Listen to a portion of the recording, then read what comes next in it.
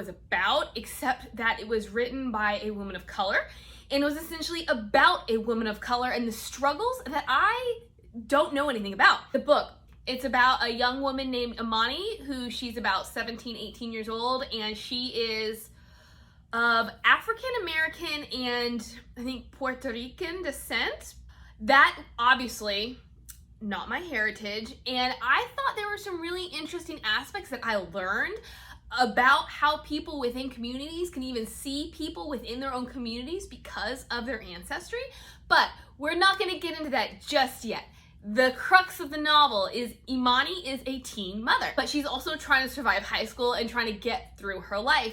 But what that looks like, she's not quite sure. She really enjoys cooking, but she's not great at school. And so what happens is she ends up taking this cooking class that pushes her limits. It makes her think about what she does and why she does them, and how some things will help her succeed and some things won't. And in the end, she's faced with a decision: go to college or pursue something that will make her happy, because she's just not certain that spending money and time on college is what is going to be the best decision for her and for the use of her money. We have this whole cast of characters. We have her best friend Angelica. We have her daughter, whose name is Emma, but she calls her baby girl. We have Tyrone, who is the father of baby girl. We have Malachi, who is Imani's love interest.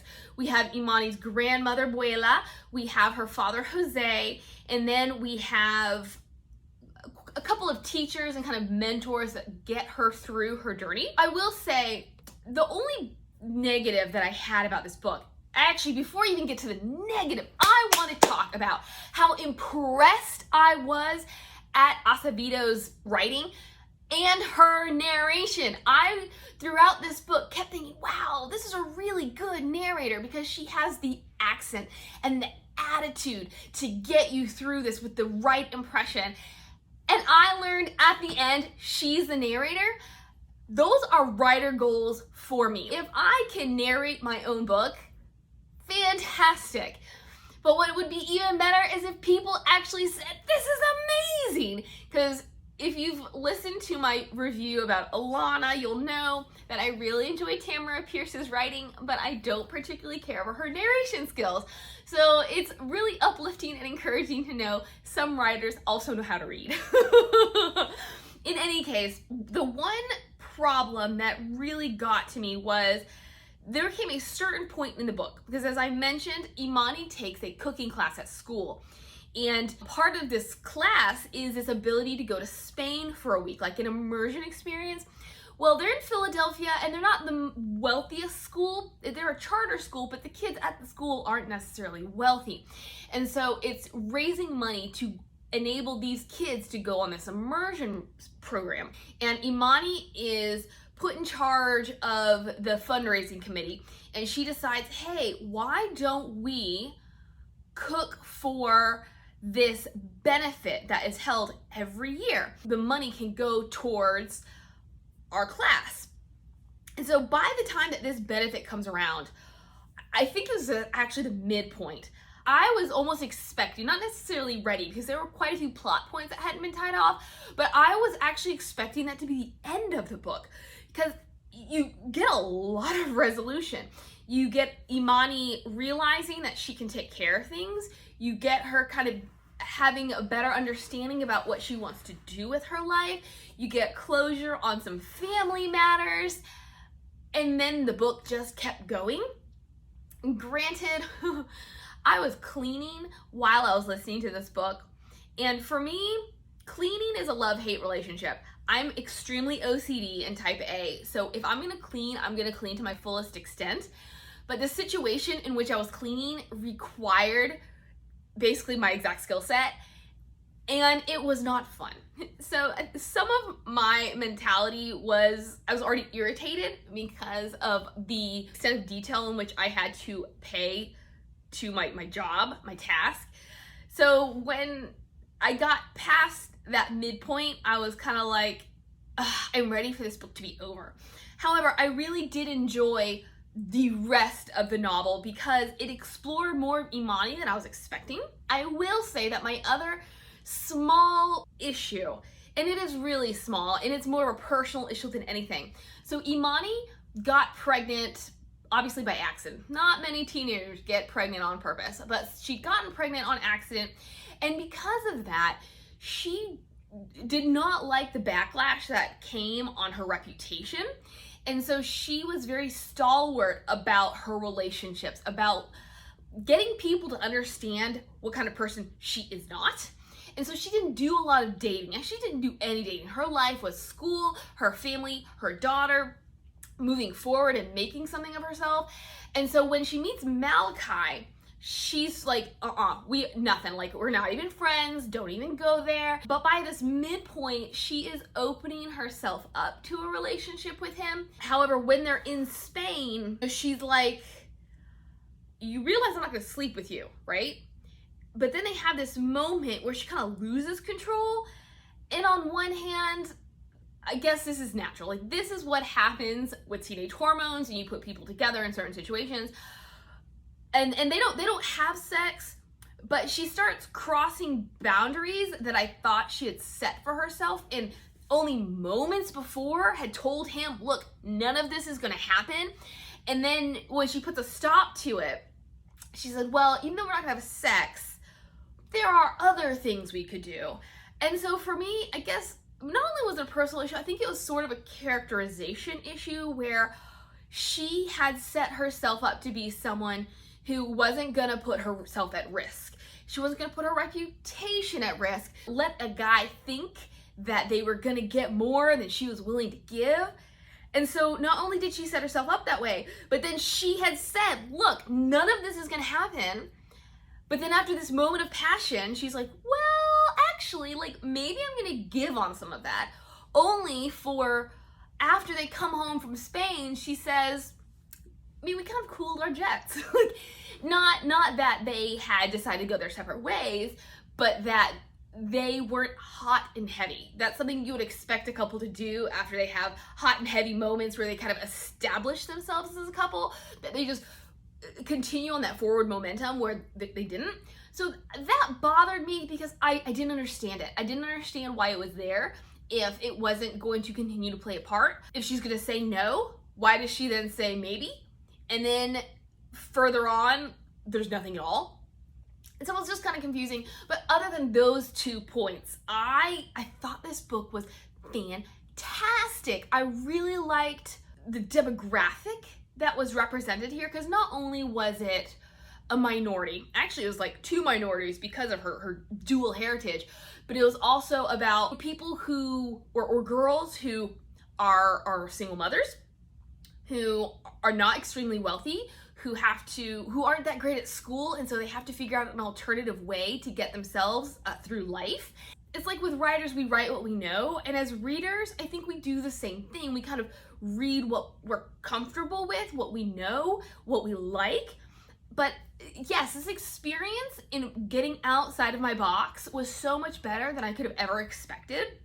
And so I actually already have her next book on hold. It's at the library right now. I've just got to go pick it up, and I have great expectations for her, so she had better not let me down. Spoiler as far as the end goes, because what happens is the whole book, you know school is not easy for her, and you get the impression she might have some kind of learning disability, maybe a little dyslexia or just something, so that she's intelligent, but she's hands-on. She can't read something and retain it, necessarily read it and understand it. Test taking is difficult for her. So you know that while she kind of wants to go to college because college means better things for her future, she just doesn't know what college will afford her if spending the time and the money, because it will take a lot of sacrifice financially and time-wise to go to college. And so is that the best route for her to go?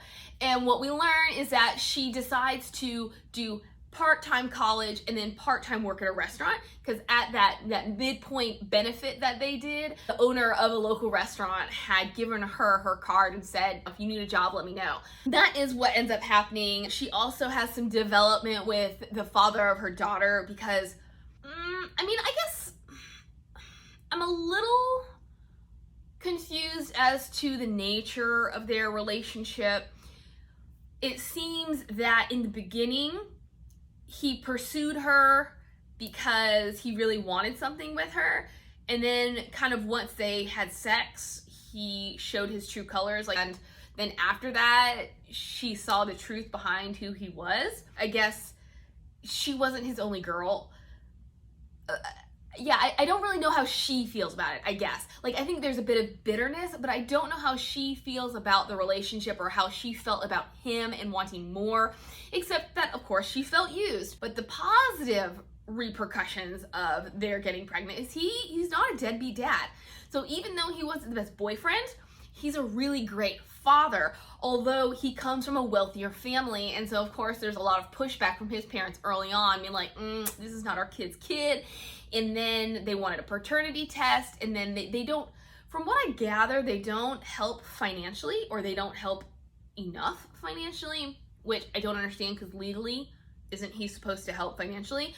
So she doesn't get along with his parents, and there are some little moments in which you see that. But then at the end of the book, he says, because he has, they have joint custody of a sort, but he has only limited visitation. So he says, I want more time with my kid, which I really liked. I liked how he's obviously not perfect, but it gives you a good example of what a teen dad should be. That he may not always have the best intentions, but when it comes to this child he helped create, he wants to be a part of her life. He's not the best of guys. He's not my favorite character. I did like that in the end he stepped up and he helped Imani. And yeah, so there we go. We also have Jose, who is Imani's dad. And the thing about her mother is that her mother died in childbirth.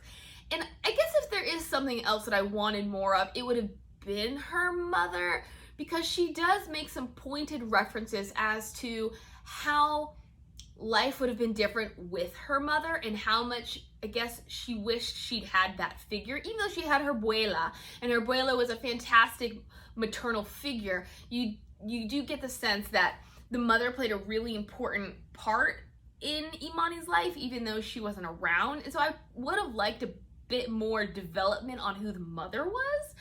In any case, it really does not deter from the novel. It's just a personal thing. The mother died in childbirth, and then the father, I guess, said, I can't handle a kid on my own. I'm gonna go back to Puerto Rico and then, or Costa Rica. I cannot remember where he's from. I'll look it up though. And so obviously he leaves Imani with his mother, and then when she gets pregnant, now the grandmother has yet another child to take care of. But Jose, he stops in once a year, and you never know when he's coming, you never know when he's leaving. Here's a bit of a spoiler. We get resolution in the end where he's like, I'm gonna try to stick around. You need help with Emma, you need help financially, and I just need to be here for you. I could not do it before. I couldn't even eat your food before because you reminded me so much of your mother that it was difficult for me emotionally to be around you, but I'm gonna try to change my ways. Yeah, I'm ambivalent about him just because he's just not the kind of dad that I would want to have. Interesting the way that she views him, where she doesn't even refer to him as her father. She just refers to him by his name because he stopped being her father a long time ago.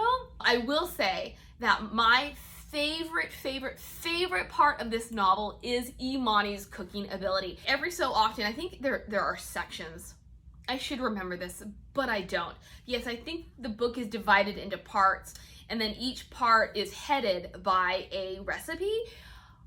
Oh my gosh, I feel so hungry every time that we get these recipes, or even when she's talking about food, because while she's a great cook, it's like she's best with what she calls things that grow in the ground. So she just knows how to season things. She doesn't know how she knows how to do this, but she just does. It makes me wonder what kind of experiences Acevedo have about cooking, because everything sounds good to me. Not that I'm an expert chef or anything, but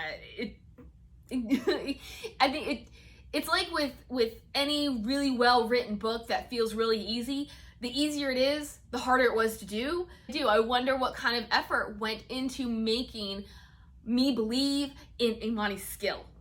But that reminds me, I really enjoyed this cooking class because the deal is she goes to this charter school, and this is something I don't really understand, because where I live, or where I've always lived, because I was an army brat, like, you just went to the next successive school. But I guess in certain cities, in certain states, in certain areas, where whatever it may be, after middle school or after elementary school, you can choose, or you can apply to high schools. So when it came time to do that, Imani's grades were not good enough to get her into the school with the really great culinary program. So she kind of got into the next best thing, even though they didn't actually have a culinary program anymore. It's a little defunct. So now it's her senior year, and she learns that they have a chef, and he's willing to teach this class.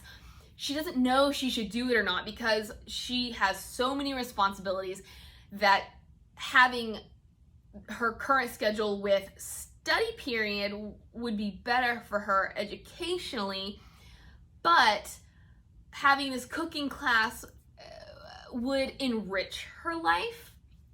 So she enters this class, and she is trying to do recipes her way, and she's constantly getting in trouble because chef is like, just throw it out, you're gonna get an F, I'm not even gonna grade this.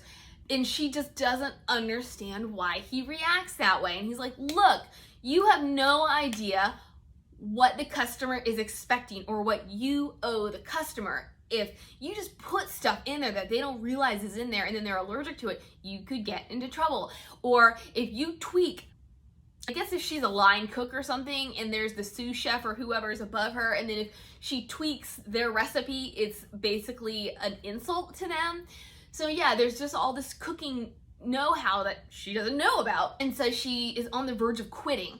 So she doesn't go for a while, and then eventually she realizes, like, I can't give up, I can't quit. So she comes back to it, and that's when she is charged with heading up the fundraising committee, and she has all these really wonderful ideas. And so obviously the point of this class was to push Imani and to grow Imani, and it did just that. Like, sometimes I have issues with books that put pointed subject matter in front of you, or pointed events right in front of your face, but they don't achieve what they're supposed to achieve. And I thought this one did exactly that, because she knows what she's doing, but she has to learn that sometimes it's not about what she wants, it's about what she has to do. But then she goes on the submersion experience, and she's put with this really wonderful chef who kind of lets her do what she wants to do. And you see how she's learning, but she's able to incorporate her style and the success she's having. And so she's being bolstered, and her confidence is being raised. And then you get kind of comparisons to what her classmates are being able to do. And you realize how much confidence her mentor has in her. And so even then, this mentor says, if you want to come work for me, come work for me, you're welcome, which is another moment of decision for Imani, because she has to decide what's more important, her passion or her responsibilities. And she ultimately says, I would never be able to do that. As great as this experience would be, my child comes first. Speaking of Emma, I really liked how fearless Imani was about being a mother, how dauntless she was about it, because she makes a lot of comments throughout about how people judge her for it, yet she is not embarrassed about her child. Her child is the best thing that ever happened to her.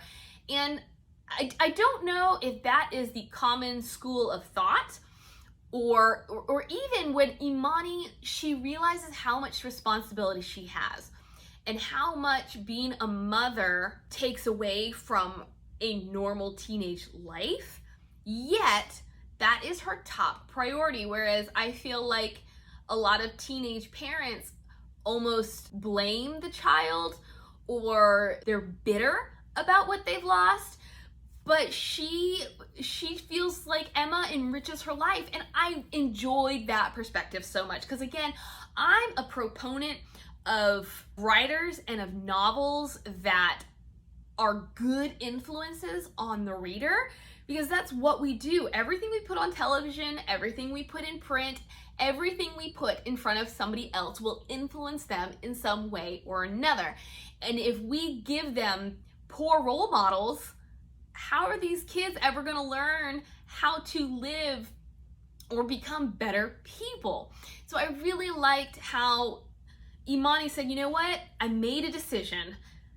It changed the course of my life, not necessarily for the better, but for me, it was better. I wouldn't give it back for anything. Even when Tyrone says, I want more time with my child, this is the point where I would be thinking that she would be thinking, yes, like now I have not necessarily time for me to live like a normal teenager, but I have just time to focus on other aspects and devote time to those aspects.